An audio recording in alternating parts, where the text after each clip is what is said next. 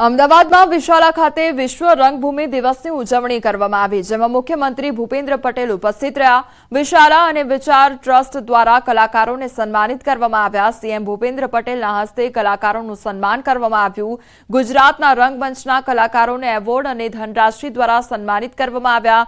સિદ્ધાર્થ રાંદેરિયા અને હરીશ ભીમાણી સહિત અન્ય 13 કલાકારોનું પણ સીએમના હસ્તે સન્માન કરવામાં આવ્યું। આ કાર્યક્રમમાં ફરી એકવાર સીએમ ભૂપેન્દ્ર પટેલની સાદગી જોવા મળી। સીએમ ભૂપેન્દ્ર પટેલે તેમના માટે મૂકવામાં આવેલી મોટી ખુરશી દૂર કરાવી અને તેઓ અન્ય મહાનુભાવો માટે રાખેલી ખુરશી પર બેઠા હતા।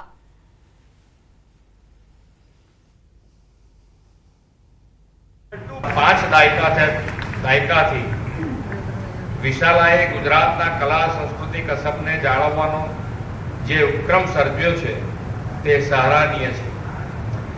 વિચાર ચેરિટેબલ ટ્રસ્ટ, પ્રસિદ્ધ વાસણ મ્યુઝિયમ, નિર્માણાધીન ખુરશી મ્યુઝિયમ, ગાંધી મિત્ર એવોર્ડનું વિતરણ વગેરે સાથે વિશ્વ રંગભૂમિ દિનની ઉજવણીનું આયોજન એ વિશાલાની સાંસ્કૃતિક સેવા પરંપરાની આગવી કડી છે। તે માટે પણ એમને ખૂબ ખૂબ અભિનંદન પાઠવું છું। સુરતની વીર નર્મદ યુનિવર્સિટીને 60 વર્ષ પૂર્ણ થતા વિદ્યાર્થીઓના હિતમાં નિર્ણય લેવામાં આવ્યો છે। યુનિવર્સિટી ડિપાર્ટમેન્ટના 7000થી વધુ વિદ્યાર્થીઓનો વીમો લેશે।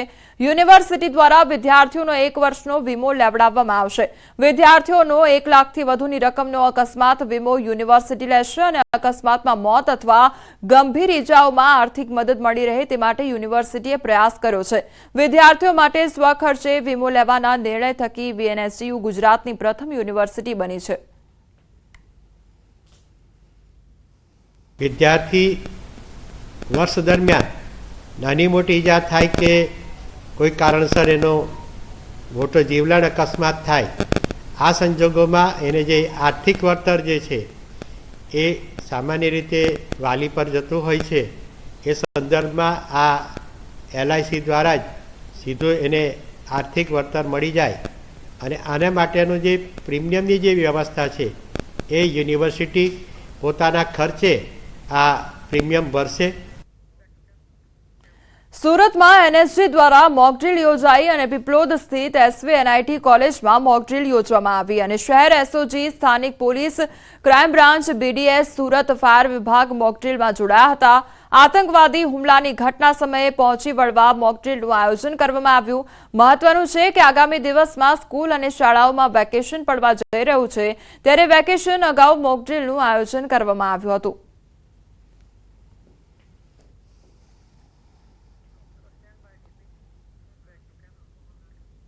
એએમસીના હેલ્થ વિભાગે ખાણીપીણી બજારો અને બરફ ગોળાના સ્ટોલ પર કાર્યવાહી કરી છે।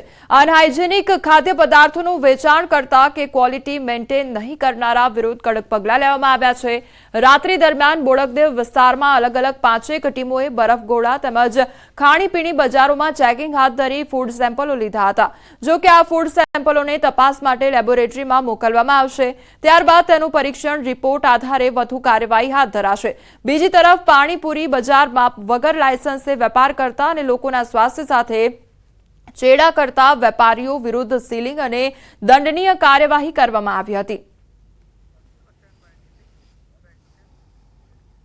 બોટાદના બોડી ગામમાં ગામના જ આગેવાનો દ્વારા સ્પર્ધાત્મક પરીક્ષાની તૈયારી માટે લાઇબ્રેરી તૈયાર કરવામાં આવી છે, જે ગામના લોકો માટે આશીર્વાદ સમાન સાબિત થઈ છે। આ લાઇબ્રેરીની અનેક લોકોને નોકરી મળી છે અને આ લાઇબ્રેરી બન્યા બાદ સ્પર્ધાત્મક પરીક્ષાની તૈયારી માટેના પુસ્તકો પાછળ 10 થી 15 હજાર જેટલો ખર્ચ અટકી જાય છે।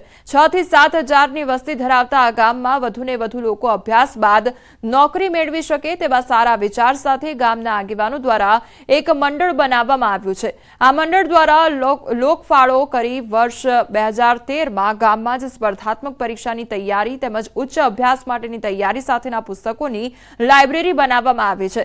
આ લાઇબ્રેરીમાં 500 થી વધુ પુસ્તકો છે। શાંતિપૂર્ણ માહોલમાં વાંચન કરી શકાય તેવું આયોજન મંડળ દ્વારા કરવામાં આવ્યું છે। લાઇબ્રેરીમાંથી દીકરીઓને પુસ્તક ઘરે લઈ જવા માટે મંજૂરી પણ આપવામાં આવી છે। લગભગ ઘણા વિભાગોમાં છોકરાઓ લઈ જશે અને 150 થી 200 છોકરાઓનું ભવિષ્ય સુધર્યું છે લાઇબ્રેરી થકી। નહીં, આ લાઇબ્રેરીમાં વિનામૂલ્યે બધી સુવિધા આપવામાં આવે છે। બિલકુલ કાંઈ નહીં, હાવ વિનામૂલ્યે બહુ સારું બદલાયું। અમારો નહીં પણ બીજા લાગ્યા એ બધાનો પણ બહુ સારું એટલે એક અચાનક એવો વિચાર આવ્યો કે આપણે આવું કર્યું હોય તો તે બધાએ કર્મચારી જે બોડીના છે એ બધાએ એમાં સહયોગ આપ્યો અને બધાએ એક જ ટસે હા પાડી અને અમે બધાએ પહેલાં નક્કી કર્યું કે આપણે જે ભણ્યા આપણને જે અગવડતા પડી તો હવે પછી આપણા સંતાનોને કે આપણા ગામના લોકોને ન પડે તો એટલા માટે અમને આ લાઇબ્રેરીનો વિચાર આવેલો અને એક જ ટસે બધા જ કર્મચારીઓએ એ ઉપાડી લીધેલો. ખૂબ જ ફાયદાકારક છે કારણ કે અહીંયા એવા પણ વિદ્યાર્થી છે જે પહેલાં 12 એકેડમીમાં હતા પણ ત્યાર પછી અહીંયા આવતા રહ્યા છે. સ્વામી વિવેકાનંદ લાઇબ્રેરી પરથી પુસ્તકો ઘરે લઈ જાય મેં તૈયારી કરી. એનો કોઈ ચાર્જ ચૂકવવો પડતો? નહીં સર, ફ્રીમાં 12 થી 13,000 જેટલો ખર્ચ થઈ શકે અને એમાં આપણે ખર્ચ માતા પિતા ઉઠાવી એટલે ન શકે, જેથી અહીંયા લાઇબ્રેરી ફ્રીમાં પુસ્તકો આપી શકે છે અને અમે ઘરે લઈ જઈ તૈયારી કરતા. શિક્ષણ મંત્રીનું નકલી ફેસબુક એકાઉન્ટ અને પ્રફુલ્લ પાનસેરિયાના નામે ફેક ફેસબુક એકાઉન્ટ બનાવવામાં આવ્યું છે.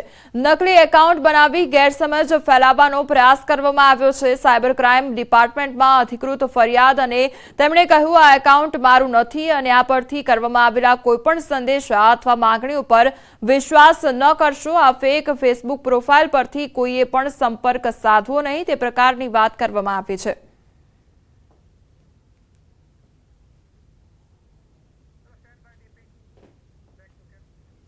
વિધાનસભા ગૃહમાંથી કોંગ્રેસના વિમલ ચુડાસમાને બહાર કાઢવામાં આવ્યા અને પોઈન્ટ ઓફ ઓર્ડર વિના પ્રશ્ન ઉઠાવવા મુદ્દે અધ્યક્ષે તેમને ટોક્યા હતા. નિયમ વિના પ્રશ્ન કરતા બહાર કાઢ્યા તો ઉલ્લેખનીય છે કે ગુજરાતમાં ખનીજ માફિયાઓ બેફામ થયા છે. જુનાગઢ જિલ્લાનું ચોરવાડ શહેર આવેલું છે. ત્યાં પ્રવીણ રાઠોડ ઉર્ફે કેસરી અને લલિત રાઠોડ આ મોટા ખનીજ માફિયાઓ છે. એના સર્વે નંબર લેટર પેડ ઉપર લખેલું કે આ સર્વે નંબર ઉપરથી આટલી ખનીજ ચોરી થયેલી છે. આપણી આખી વિધાનસભામાં સમય જાય આટલા મોટા મોટા ખાડા છે એ વાત કરી છે અને મેં કીધું કે ભાઈ